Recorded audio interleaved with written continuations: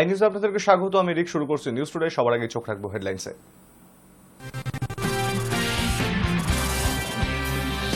আবার গ্রেপ্তার পাক গুপ্তচর। হরিয়ানার ট্রাভেল ব্লগারের পর এবার উত্তরপ্রদেশের ব্যবসায়ী। রামপুর জেলা থেকে গ্রেপ্তার করল ইউপি পুলিশের সন্ত্রাস দমন শাখা। হায়দ্রাবাদে বিস্ফোরণ ঘটানোর ছক বানচাল করল পুলিশ। গ্রেপ্তার 2 জঙ্গি। উদ্ধার বিপুল পরিমাণ বিস্ফোরক। কড়া নিরাপত্তার ঘেরাটোপে হায়দ্রাবাদ। 3 দিনের উত্তরবঙ্গ সফরে মুখ্যমন্ত্রী। সোমবার শিল্পপতিদের সঙ্গে বৈঠক। মঙ্গলে প্রশাসনিক বৈঠক করবেন তিনি। শিলিগুড়ি জুড়ে কড়া পুলিশি নিরাপত্তা। দার্জিলিং এ চিড়িয়াখানায় আবার জন্ম হলো তুষার চিতার। 2 শাবকের জন্ম দিল তুষার চিতা। মা এবং শাবকেরা ভালো আছে জানালো চিড়িয়াখানা কর্তৃপক্ষ। সপ্তাহের শুরুতেই উত্তরবঙ্গ সফরে যাচ্ছেন মুখ্যমন্ত্রী মমতা বন্দ্যোপাধ্যায়। সোমবার বিকেলে তিনি বাগডোগরা বিমানবন্দরে নামবেন এবং সেখান থেকেই সরাসরি শিলিগুড়ি দীনবন্ধু মঞ্চে সিনার্জি অনুষ্ঠানে যোগ দেবেন। উত্তরবঙ্গের শিল্প সম্ভাবনা তুলে ধরতে এই বিশেষ অনুষ্ঠানের আয়োজন করেছে রাজ্য সরকার। মুখ্যমন্ত্রীর সফর ঘিরে তুঙ্গের শেষ মুহূর্তের প্রস্তুতি। নিরাপত্তায় মুড়ে ফেলা হয়েছে শিলিগুড়ি শহরকে। সিনার্জি অনুষ্ঠানে মুখ্যমন্ত্রী উত্তরবঙ্গের বিভিন্ন শিল্পপতিদের সঙ্গে সরাসরি বৈঠকে বসবেন। চা শিল্প, পর্যটন শিল্প, হস্তশিল্প এবং ক্ষুদ্র ও কুটির শিল্পের উন্নয়ন নিয়ে আলোচনা হবে বলেই জানা যাচ্ছে।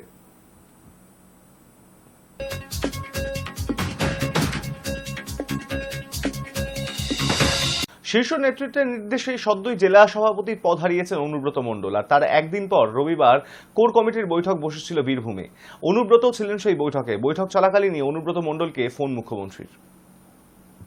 সরানো হয়েছে তাকে তার পদ থেকে। তারপর প্রথম কোর কমিটির বৈঠক।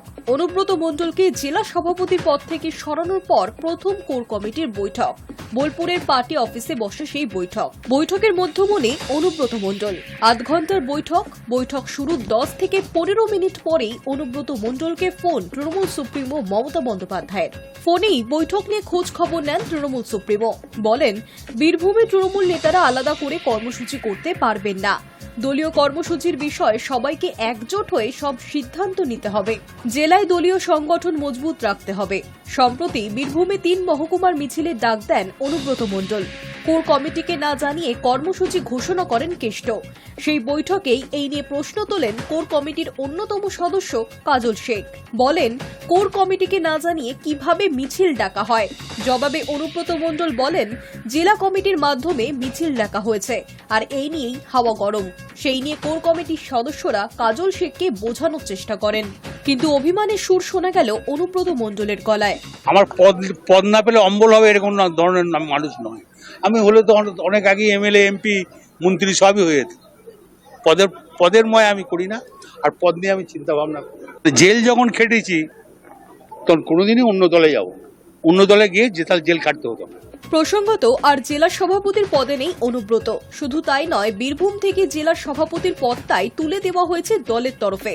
এদিকে বিগত কয়েক মাসে লাগাতার গোষ্ঠীদ্বন্দ্বের অভিযোগ উঠছে বীরভূম থেকে। কোর কমিটির বৈঠক না হওয়া নিয়ে প্রকাশ্যেই ক্ষোভ প্রকাশ করতে দেখা গিয়েছে কাজল শেখকে।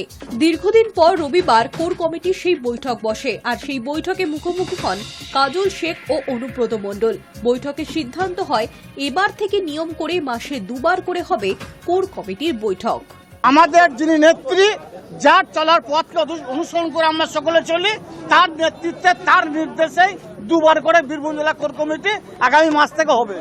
এরই মধ্যে 2 দিন আগেই একাধিক সাংগঠনিক জেলায় বড়সড় রদবদল করে ফেলেছে তৃণমূল কংগ্রেস। এই মুহূর্তে কাজলদের মতো শুধুই কোর কমিটির সদস্য অনুব্রত।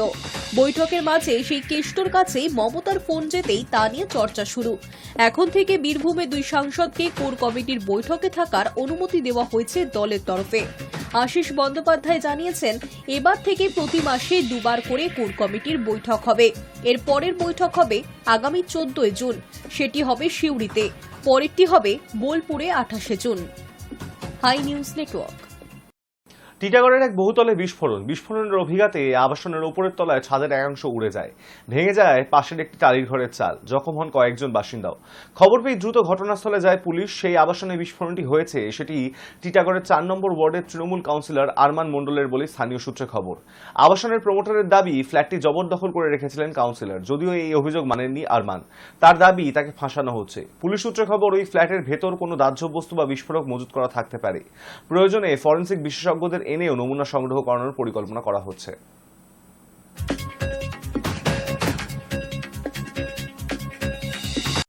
দেশজুড়ে একের পর এক জায়গা থেকে জঙ্গি সন্দেহে ও নাশকতার ক্ষেত্রে জঙ্গিদের সাহায্যের অভিযোগের পর থেকেই ধরপাকড় চলছে।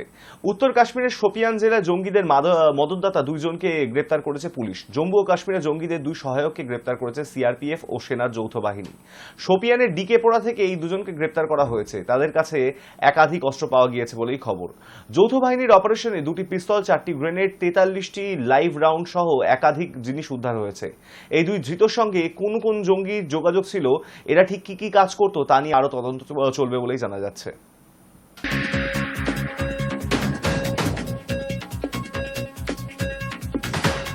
পাকিস্তানের হয়ে গুপ্তচর বৃত্তির অভিযোগে ফের গ্রেপ্তার একজন। শনিবার উত্তরপ্রদেশের রামপুর জেলা থেকে এক যুবককে গ্রেপ্তার করেছে সে রাজ্যের সন্ত্রাস দমন শাখা। অভিযুক্ত যুবকের নাম শাহজাদ। তাকে নিজেদের হেফাজতে নিয়ে জিজ্ঞাসাবাদ করছে পুলিশ। পুলিশ সূত্রে খবর, পাকিস্তানের গুপ্তচর সংস্থা আইএসআই-কে ভারতের জাতীয় নিরাপত্তা সংক্রান্ত গোপন তথ্য তুলে দিতেন এই যুবক। আইএসআই এর শীর্ষকর্তাদের একাংশের সঙ্গে তার সরাসরি যোগাযোগ ছিল বলেও জানতে পেরেছেন তদন্তকারীরা। গোপন সূত্রে চরবৃত্তির খবর পেয়ে গত কয়েকদিন ধরেই শাহজাদ নামের ওই যুবকের ওপর নজরদারি চালাচ্ছিল পুলিশ। শনিবার তাকে গ্রেপ্তার করা হয়। পাকিস্তানের হয়ে গুপ্তচর বৃত্তির অভিযোগে ইউটিউবার জ্যোতি মালহোত্রার গ্রেফতারের পর গ্রেফতার হলেন আরও এক ব্যক্তি। শনিবার উত্তরপ্রদেশের রামপুর জেলা থেকে এক যুবককে গ্রেফতার করেছে সে রাজ্যের সন্ত্রাস দমন শাখা। অভিযুক্ত যুবকের নাম শাহজাদ। তাকে নিজেদের হেফাজতে নিয়ে জিজ্ঞাসাবাদ করছে পুলিশ। পুলিশ সূত্রে খবর, পাকিস্তানের গুপ্তচর সংস্থা আইএসআই-কে ভারতের জাতীয় নিরাপত্তা সংক্রান্ত গোপন তথ্য তুলে দিতেন এই যুবক। আইএসআই এর শীর্ষকর্তাদের একাংশের সঙ্গে তার সরাসরি যোগাযোগ ছিল বলেও জানতে পেরেছেন তদন্তকারীরা। গোপন সূত্রে চরবৃত্তির খবর পেয়ে গত কয়েকদিন ধরেই শাহজাদ নামের ওই যুবকের উপর নজরদারি চালাচ্ছিল পুলিশ। শনিবার তাকে গ্রেফতার করা হয়। প্রসঙ্গত, পাকিস্তানের হয়ে গুপ্তচর বৃত্তির অভিযোগে গ্রেফতার হয়েছেন সুন্দরী দেশদ্রোহী জ্যোতি মালহোত্রা। 2023 সালে ভারতে পাক দূতাবাস কর্মী এহসান উর রহিম ওরফে দানিশের সঙ্গে জোর আলাপ, ক্রমেই বাড়ে ঘনিষ্ঠতা। এই দানিশকে ইতিমধ্যেই পাক দূতাবাস থেকে গুপ্তচর বৃত্তির আড়ালে ভারত থেকে বের করে দিয়েছে নয়াদিল্লি। তাকে পার্সোনা নন গ্রাটা অর্থাৎ অবাঞ্ছিত ব্যক্তি বলে বিতাড়িত করেছে ভারত সরকার। দানিশ সম্পর্কে তদন্ত করতে গিয়েই প্রথমে এই ইউটিউবার জ্যোতি মালহোত্রার নাম পান তদন্তকারীরা। দানিশেরই বিশেষ আমন্ত্রণে গত বছর পাক দূতাবাসে ইফতার পার্টিতে যায় জ্যোতি এবং পুরো বিষয়টির ভিডিও করেছে, যে ভিডিওটিতে দেখেই সন্দেহ হয় গোয়েন্দাদের। এছাড়াও সম্প্রতি সোশ্যাল মিডিয়া ইনফ্লুয়েন্সার হরিয়ানা জ্যোতি সহ আরও 5 জনকে গ্রেফতার করেছে পুলিশ। অভিযুক্তকে জিজ্ঞাসাবাদ করে তাদের পাকযোগের একাধিক তথ্য তদন্তকারীদের হাতে এসেছে। Hi News Network. হায়দ্রাবাদে বড় জঙ্গি তৎপরতা রুখে দিয়েছে পুলিশ। 2 যুবকের কাছ থেকে উদ্ধার হয়েছে বিস্ফোরক। পরিস্থিতির গুরুত্ব বিবেচনা করে আপাতত হায়দ্রাবাদ জুড়ে কড়া নিরাপত্তার ব্যবস্থা করা হয়েছে। ধৃত 2 যুবক কোনো জঙ্গি সংগঠনের সঙ্গে যুক্ত কিনা সে বিষয়ে এখনো তদন্ত চালাচ্ছে পুলিশ। তেলেঙ্গানা ও অন্ধ্রপ্রদেশে পুলিশের যৌথ অভিযানে সম্ভাব্য একটি বড়সড় বোমা হামলার পরিকল্পনা বানচাল হয়েছে। 2 সন্দেহভাজনকে গ্রেপ্তার করা হয়েছে, যাদের মধ্যে একজন হায়দ্রাবাদের বাসিন্দা। গ্রেপ্তার হওয়া 2 যুবকের নাম সাইয়েদ সামির ও সিরাজুর রহমান। 27 বছরের সামির হায়দ্রাবাদের ভেইগুড্ডায় থাকে ও লিফট মেরামতের কাজ করত, আর সিরাজ অন্ধ্রপ্রদেশের বিজয়নাগ্রামের বাসিন্দা। পড়াশোনা শেষ করলেও বর্তমানে বেকার। পুলিশ জানিয়েছে, সিরাজ বিভিন্ন অনলাইন সাইট থেকে বোমা তৈরির জন্য দরকারি কেমিক্যাল ও জিনিসপত্র কিনে নিজের বাড়িতে জমা করছিল। তারা মিলে এইসব উপাদান দিয়ে বিজয়নাগ্রামের বাইরের এক নির্জন জায়গায় ছোটখাটো বিস্ফোরণ পরীক্ষাও করছিল। এরপরই বড় ধরনের হামলার ছক কষছিল তারা। গোপন তথ্য পেয়ে 2 রাজ্যের গোয়েন্দারা দ্রুত অভিযান চালিয়ে তাদের 2 দিন আগে ধরে ফেলে। জিজ্ঞাসাবাদে জানা যায় তারা বোমা হামলার পরিকল্পনা করছিল, যদিও ঠিক কবে ও কোথায় সেটা ঠিক হয়নি। তদন্তকারীরা জানিয়েছেন, এই 2 যুবকের সৌদি আরবের এক ব্যক্তির সঙ্গে অনলাইনে যোগাযোগ ছিল। তারা কোনো জঙ্গি গোষ্ঠীর সদস্য নয়, তবে নিজেরাই ধীরে ধীরে উগ্রপন্থায় জড়িয়ে পড়েছে। তাদের ফোন ও অন্যান্য ডিভাইস খতিয়ে দেখা হচ্ছে, যাতে বোঝা যায় তারা কার কার সঙ্গে যোগাযোগ করেছিল। অনুমান করা হচ্ছে তারা সোশ্যাল মিডিয়ার কোনো গোপন গ্রুপে চরমপন্থী ভাবনা ছড়ানো কিছু মানুষের সংস্পর্শে এসেছিল। পুলিশের তৎপরতায় এবার এক বড় বিপদ এড়ানো গেছে বলেই মনে করছে নিরাপত্তা মহল। তবে আপাতত হায়দ্রাবাদ জুড়ে কড়া নিরাপত্তা বলয় তৈরি করা হয়েছে। কোনো ঝুঁকি নিতে চাইছে না পুলিশ। Hi News Network. তৃণমূল সাংসদ ইউসুফ পাঠান কেন্দ্রের অপারেশন সিন্দুর প্রচার কর্মসূচিতে যোগ দেবেন না। বহুদলীয় প্রতিনিধি দলের সদস্য হিসেবে পাঠানকে অন্তর্ভুক্ত করেছে ভারত সরকার, কিন্তু সূত্রের খবর পাঠান বা তৃণমূল কংগ্রেসের কোনো সদস্য দেশের ভ্রমণকারী বহুদলীয় প্রতিনিধি দলের অংশ হবেন না। দিল্লি যাওয়ার পথে তৃণমূলের সর্বভারতীয় সাধারণ সম্পাদক অভিষেক বন্দ্যোপাধ্যায়ের বক্তব্য, কোন বৈঠকে কোন দল থেকে বাছাই করা হবে এবং কে কে যাবেন সেই বাছাই বিজেপি সরকার করতে পারে না, সেটা ঠিক করার অধিকার শুধু পার্টির আছে। সেই কারণেই তৃণমূলের বহুদলীয় প্রতিনিধি দল গঠন থেকে ইউসুফ পাঠান নাম সরিয়ে নিয়েছে।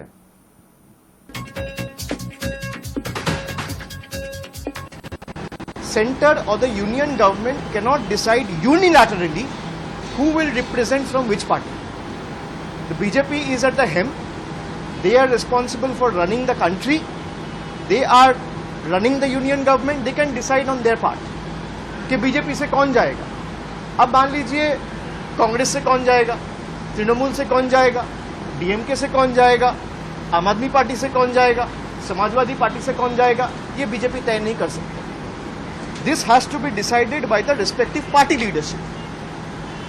आप एक मेंबर को मांग रहे हैं डेलीगेशन के लिए, हम 5 दे देंगे, but the centre also needs to show its good intent and call for a wider deliberation with all parties in the opposition कि हम एक डेलीगेशन भेजना चाहते हैं। वो 7 मेंबर डेलीगेशन हो सकता है, वो 8 मेंबर डेलीगेशन हो सकता है, वो 10 मेंबर डेलीगेशन हो सकता है, और आप अपना पार्टी से 4 आदमी को नॉमिनेट कर दीजिए कि 2 आदमी को नॉमिनेट कर दीजिए, हम कर देंगे।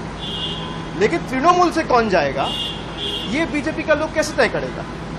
तृणमूल से कौन जाएगा ये यूनियन गवर्नमेंट कैसे तय करेगा? They are elected on Trinamool symbol. ওদের শৈশব আর 5টা স্বাভাবিক শিশুর থেকে অনেকটাই আলাদা। ওদের বোঝাও বেশ শক্ত, কিন্তু ওরাও বুঝিয়ে বললে অসাধ্য সাধন করতে পারে। মানসিক দিক থেকে বিশেষভাবে সক্ষম একদল শিশুর পেইন্টিং আর বিভিন্ন হাতের কাজে সেজে উঠেছিল এক অন্যরকম প্রদর্শনী। কলকাতার গোলপার্ক রামকৃষ্ণ মিশন কালচারাল সেন্টারে 3 দিনের এই প্রদর্শনী ওদের সক্ষমতা নিয়ে অনেক ধারণাকে বদলে দিয়েছে। ওরা একটু অন্যরকম ভাবে চলে, ভাবে আর নিজের অনুভূতি প্রকাশ করে বটে, কিন্তু ওদের মধ্যেও রয়েছে অসাধারণ শিল্পবোধ। অত্যন্ত ধৈর্যের সঙ্গে ওদের দিয়ে কিভাবে ছবি আঁকিয়ে নিতে হয়, কিভাবে ওদের পরিচিত করে তুলতে হয় বিভিন্ন হাতের কাজের সঙ্গে, সেই চেষ্টাই করে যাচ্ছে দমদমের প্রতিষ্ঠান শিল্পাঙ্গন। রামকৃষ্ণ মিশন কালচারাল সেন্টারে 3 দিনের এই প্রদর্শনীতে ওদের হাতে তৈরি নানা রকম শিল্পকর্ম এবং ছবি দর্শকদের অবাক করে দিয়েছে। বলা বাহুল্য, প্রদর্শনীতে হাজির ছিল খুদে শিল্পীরাও। বাবা মায়ের হাত ধরে ওরাও দেখতে এসেছিল ওদের কাজ দেখে সবাই কি বলে।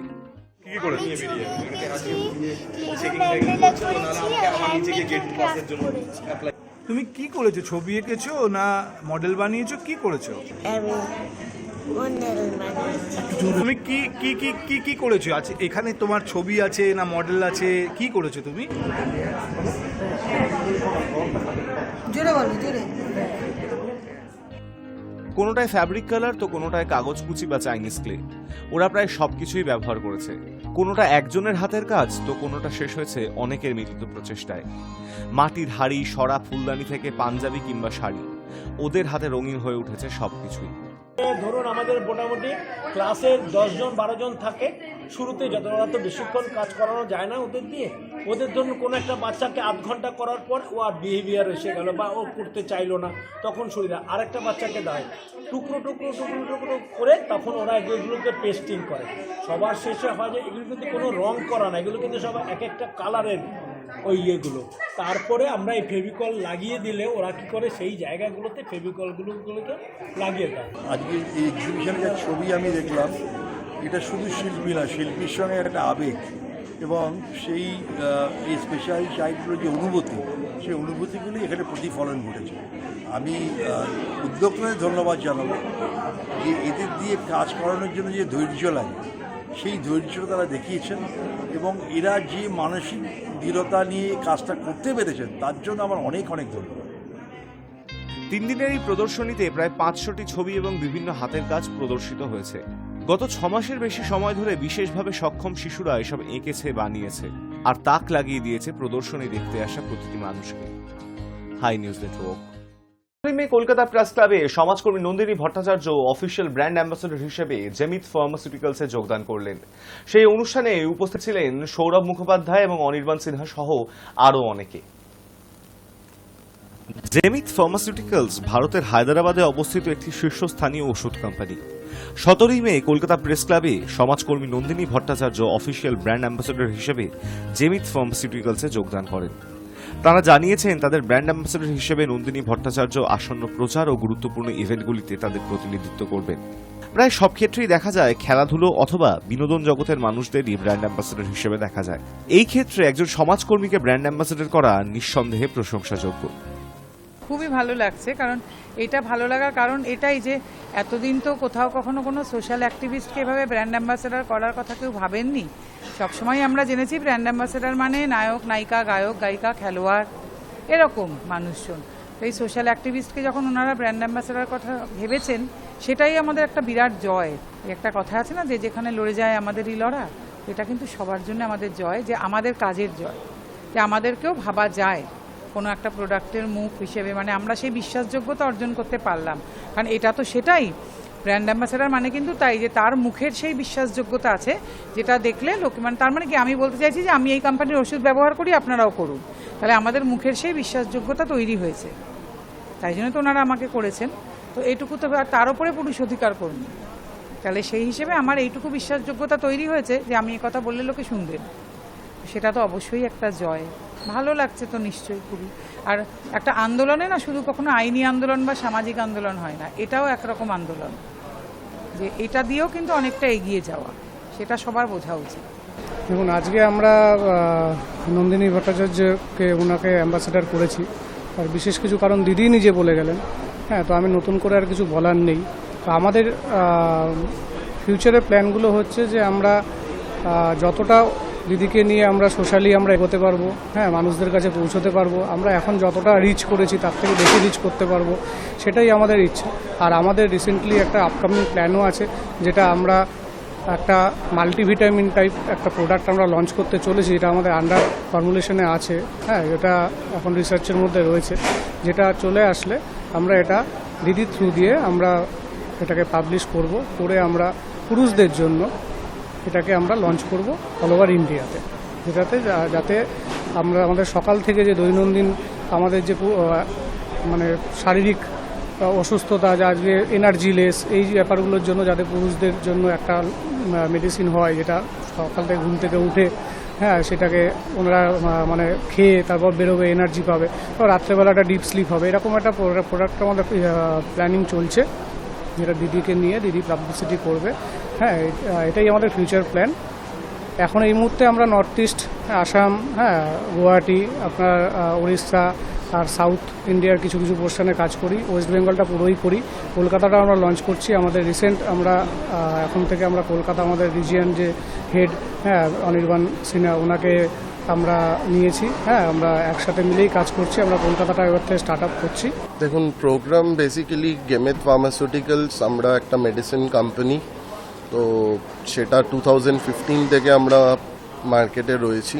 তো আমাদের মনে হয়েছিল কোনো একটা জায়গায় যে একটা ব্র্যান্ড অ্যাম্বাসেডর আমাদের খুব দরকার, to reach out to the মাসেস, মানুষের কাছে পৌঁছানোর জন্য। কারণ ওষুধ তো কোনো এরকম হয় না যে বড় লোকের ওষুধ, গরিবের ওষুধ, মিডল ক্লাসের ওষুধ সবারই লাগে।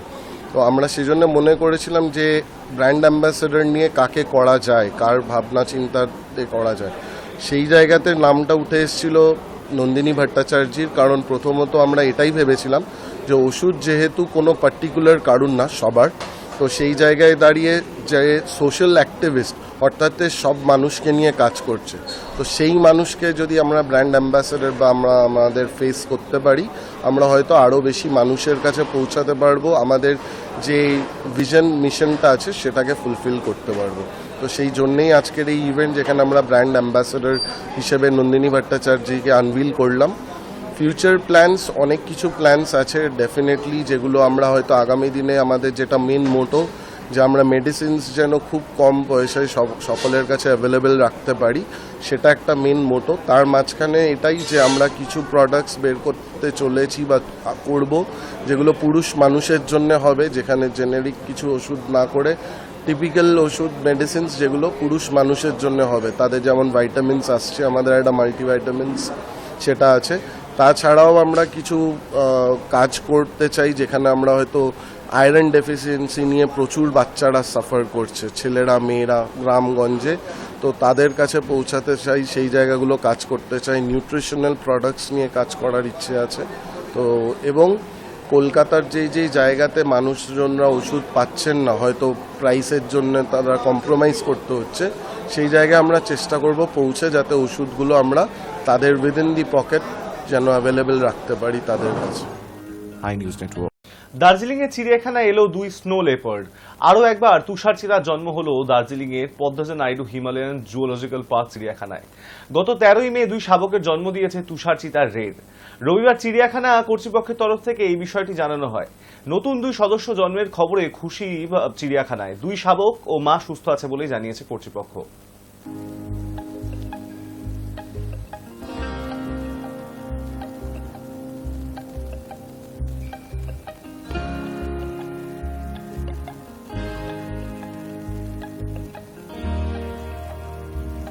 নতুন সপ্তাহে রাজ্যে বজ্রবিদ্যুৎ সহ বৃষ্টির সম্ভাবনা জানালো আবহাওয়া দপ্তর। কলকাতা সহ দক্ষিণবঙ্গের সব জেলাতেই হালকা থেকে মাঝারি বৃষ্টির পূর্বাভাস রয়েছে। কিছু কিছু জায়গায় ভারীও বৃষ্টি হতে পারে। শহরে শিলাবৃষ্টির সতর্কতাও জারি করেছে আলিপুর। আলিপুর আবহাওয়া দপ্তর জানিয়েছে সোমবার বিকেলে পূর্ব বর্ধমান, পশ্চিম বর্ধমান, নদিয়া, বীরভূম, মুর্শিদাবাদে বজ্রবিদ্যুৎ সহ বৃষ্টি হতে পারে। 50 থেকে 60 কিলোমিটার বেগে ঝোড়ো হাওয়া বইতে পারে। মঙ্গলবার দক্ষিণবঙ্গের সব জেলাতেই ঝড় বৃষ্টির সম্ভাবনা থাকবে। 30 থেকে 50 কিলোমিটার বেগে দমকা বাতাস বইবে। বীরভূম, মুর্শিদাবাদ, বাঁকুড়া, পুরুলিয়া, 2 বর্ধমান এই 6 জেলায় বৃষ্টির পরিমাণ বেশি থাকবে। বুধ ও বৃহস্পতিবার দক্ষিণের বেশ কয়েকটি জেলায়, উত্তর 24 পরগনা, দক্ষিণ 24 পরগনা, পূর্ব মেদিনীপুর, পশ্চিম মেদিনীপুর, পূর্ব বর্ধমান, পশ্চিম বর্ধমান, মুর্শিদাবাদ, নদিয়ায় বিক্ষিপ্তভাবে বৃষ্টি পড়বে। সঙ্গে বইবে ঝোড়ো হাওয়া। আলিপুর হাওয়া অফিস জানিয়েছে দক্ষিণ ও উত্তর রাজ্যের 2 প্রান্তেই বিভিন্ন জেলায় সোমবার দমকা হাওয়া ও ঝোড়ো বৃষ্টির সম্ভাবনা রয়েছে। সোমবার পুরুলিয়া, বাঁকুড়া, পূর্ব ও পশ্চিম বর্ধমান, বীরভূম, মুর্শিদাবাদ ও নদিয়ায় বিভিন্ন জায়গায় ঘন্টায় 40 থেকে 50 কিলোমিটার বেগে দমকা হাওয়া এবং বিক্ষিপ্তভাবে বজ্রবিদ্যুৎ সহ বৃষ্টির সম্ভাবনা খুব বেশি পরিমাণ রয়েছে। দক্ষিণবঙ্গের বাকি 8টা জেলায় ঘন্টায় 30 থেকে 40 কিলোমিটার বেগে জোরালো হাওয়া এবং হালকা থেকে মাঝারি বৃষ্টির সম্ভাবনা রয়েছে। মঙ্গল ও বুধবার, বৃহস্পতিবার দক্ষিণবঙ্গের প্রতিটা জেলাতেই বিক্ষিপ্তভাবে বজ্রবিদ্যুৎ সহ বৃষ্টি ও জোরালো হাওয়ার পূর্বাভাস দিয়েছে আবহাওয়াবিদরা। অন্যদিকে উত্তরবঙ্গে সোমবার মালদা, উত্তর ও দক্ষিণ দিনাজপুর জেলায় বিভিন্ন জায়গায় ঘন্টায় 40 থেকে 50 কিলোমিটার বেগে দমকা হাওয়া এবং বিক্ষিপ্তভাবে বজ্রবিদ্যুৎ সহ বৃষ্টির পূর্বাভাস রয়েছে। উত্তরবঙ্গে বাকি জেলাগুলোয় প্রায় সর্বত্রই হালকা থেকে মাঝারি বৃষ্টি এবং জোরালো হাওয়ার সম্ভাবনা খুব বেশি।